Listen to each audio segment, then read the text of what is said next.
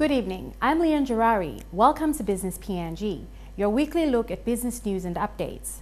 The country's long-dormant film industry has been revived with an initiative by the Center for Social and Creative Media at the University of Goroka alongside the Victoria University in Melbourne. Power Mary is a 6-part documentary series which portrays strong female role models in Papua New Guinea, challenging existing stereotypes about women and inspiring younger women to be leaders themselves.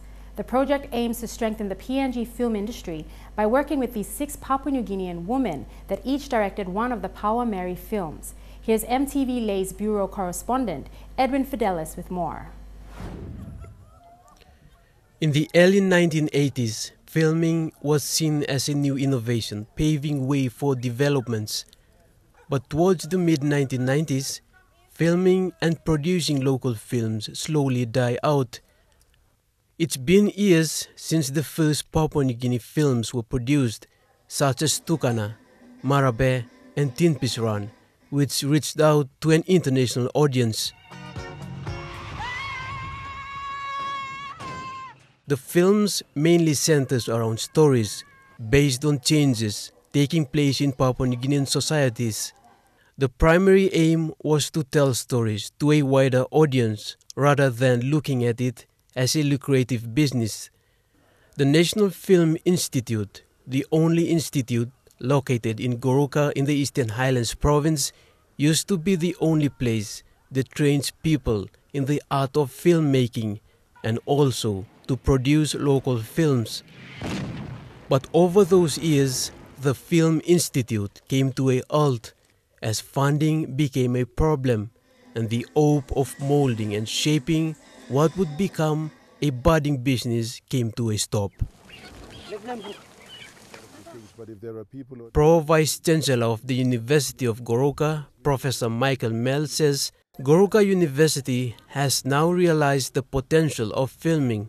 The fact that, Papua New Guinea, as you rightfully point out, had a wonderful beginnings of what was a rich heritage now of films that were made by committed Papua New Guineans and other members of the community, both from Papua New Guinea and from elsewhere, who really developed what was a budding industry. And for various reasons, it went into hibernation. The Center for Social and Creative Media, based at the University of Goroka, is expected to fill in the void in the PNG's film industry. Media is fairly influential. The print media, television media, the internet, all the various platforms that are now inundating our landscape, the airspace, if you like. And unless Papua New Guineans are in it, we will only be receiving information. By that I mean we need to articulate and provide ourselves platforms from which we can launch our own voices, launch our own stories, share our own ideas about what we see and what we want to offer. The new film, produced by the center called Power Mary, is one where many say is the start of the new era of Papua New Guinea's film industry. All of us that are educated have a duty. So that's really something we're trying to promote and establish further in terms of the film industry in Papua New Guinea. So we can make time and space and have the budgets to free people up to be directors and filmmakers, to create the best stories they can.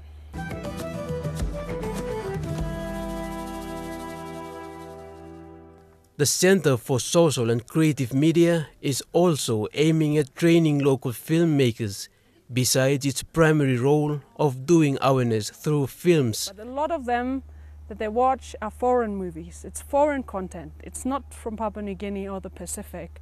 So what we are trying to do at the CSCM is really create a lot of material about Papua New Guinea, stories from Papua New Guinea that matter and that are around social issues in the community that then people can watch and identify with and that they can learn from.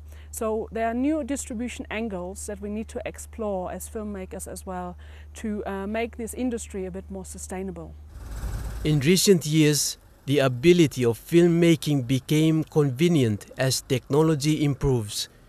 This increases people's capability of producing short stories through videos. After independence, and then filmmaking just went down. Because in the 80s we had Tukana, we had Tim Fish Run, we had Marabe, Wokobabla Tontem, all these feature films, and they were produced by Papua New Guineans. And then, that was in the 80s, between 80s, end of the 80s to the 90s. Where did it go? There was nothing, 2000, nothing. Nothing was produced, and where did all these filmmakers go? Also, in recent years, Papua New Guinea began opening its doors to imported films, and to a large extent, it undermines the production of local films. Those who have now taken on the helm of reviving the film industry says there have to be a proper coordinated mechanism between film agencies such as television stations, education institutes, and other responsible government organizations. Because we wanted to cover a wide range in Papua New Guinea, telling different stories, urban, rural. In the near future, academics believe more people will be attracted into the business of filming, and its places like the University of Goroka, with its partnership programs with international organizations, hope to revive the film industry in Papua New Guinea. As time went on and as we got into production, there was an increasing attention to wanting to learn the craft of making films, or of being part of a crew that could make films. And so that interest is growing. And there is a demand out there now, particularly in the way the technology has changed.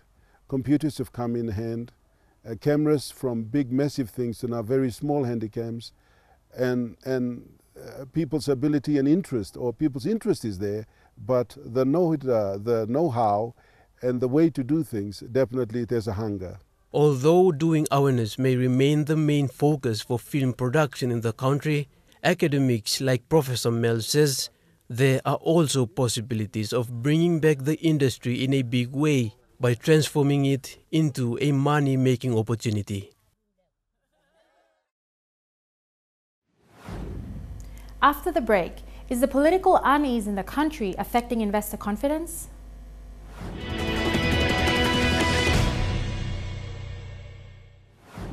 In recent weeks, the news of Prime Minister Peter O'Neill's alleged role in the Paraka Gate case has resurfaced following an issuing of a warrant for his arrest.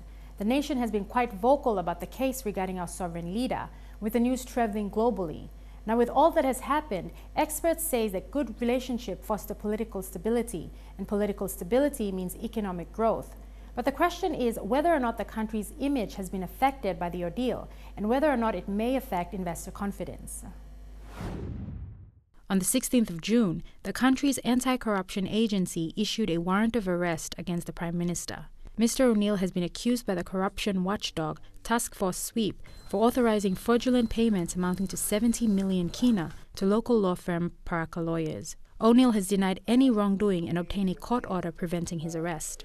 In the days since news of the ordeal broke, the World Wide Web has been abuzz with people sharing their opinions and views regarding the issue.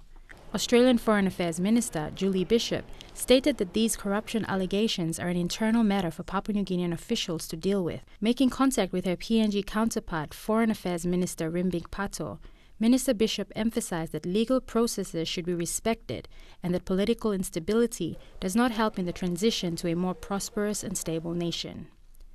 On the other hand, former Australian Prime Minister Malcolm Fraser has called on the current Australian Prime Minister Tony Abbott to act on the allegations. The case has been likened to the Watergate scandal in the United States in the 1970s, which resulted in the impeachment of then-President Richard Nixon and has even been nicknamed Paraka Gate. So it doesn't create a good picture for Papua New Guinea, but hopefully as things continue and as we get stability being shown to exist, things will improve. Economic growth and political stability are deeply interconnected. The uncertainty associated with an unstable political environment may reduce investment and the speed of economic growth, especially since the country's GDP has been estimated to grow to 21% in 2015. Our exchange rates, the kina, strength of the kina will drop definitely, because of the way in which we are being our political situation right now. It could affect our kina. I think that's the most important thing I think I can mention right now is the stability of our kina. While foreign investors prefer a stable political environment with less uncertainties in policy, in the case of Papua New Guinea, foreign investors may have already developed a negative view of the country. With the passing of the OLIPEC Act, we have seen recently the stability of government and also big investments coming in, such as ExxonMobil and lately Total have signed up another LNG project, which is a big vote of confidence in the stability of our political system. However, with the current saga with the Prime Minister, I would not be surprised if investors are starting to become nervous. That is my opinion. Would be, becoming nervous. And for those who have invested, they may already be nervous. The political environment existing in a country primarily affects the economic environment, and with the domino effect, the economic environment affects the business environment. Currently, the country's political scene is anything but stable. On the political situation, we're concerned that things have come to the stage that they're at, but we're also watching with some appreciation the wise heads coming forward.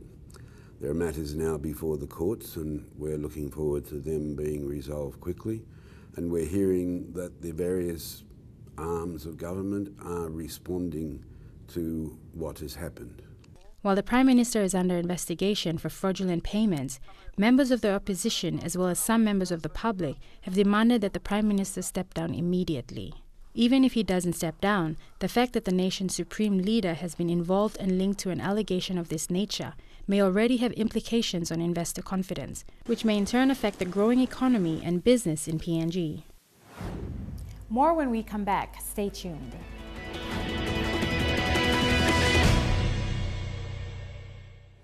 And now we bring you some business news before we wrap things up.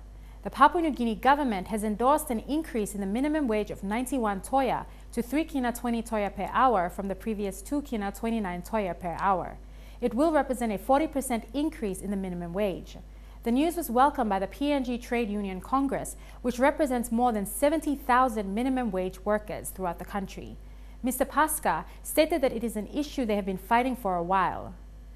Labour and Industrial Relations Minister Benjamin Poponawa said in a statement the minimum wage would further increase to 3 kina 50 toya over the next 2 years, representing a 50% increase. He said, however, exemptions have been made for workers in the agriculture sector and employers who were financially incapable of paying the minimum wage. The country's gross domestic product has maintained a steady growth to beat the country's population growth since 2007. According to Bank of Papua New Guinea Governor Loy Bakani. Bakani said it was only in 2007 that PNG's GDP beat the country's population growth till now. In the past 7 years since 2007, the rate of real GDP growth was more than double the population growth rate at around 8%. Meanwhile, a survey has revealed that while Papua New Guinea-related businesses were divided given the impact of a stronger kina, all agreed that it would have some effect on their businesses. Business Advantage PNG had conducted a poll since the Bank of Papua New Guinea moved to increase the value of the kina against the US dollar.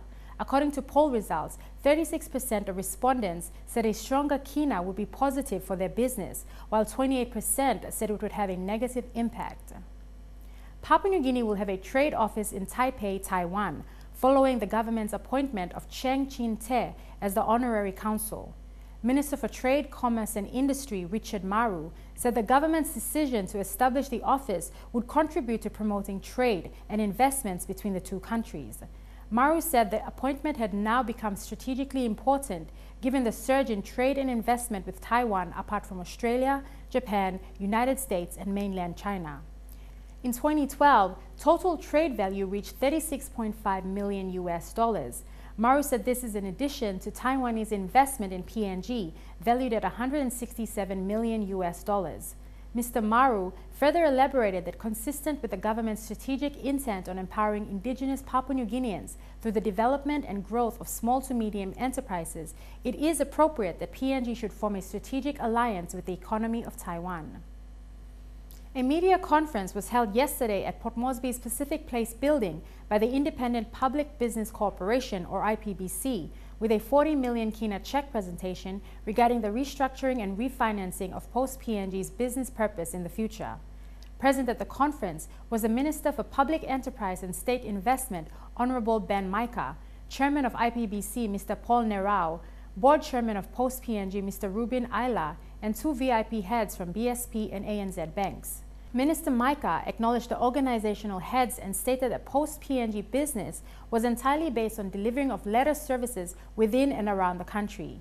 However, the rise of the internet has caused a slowdown in the business's letter services.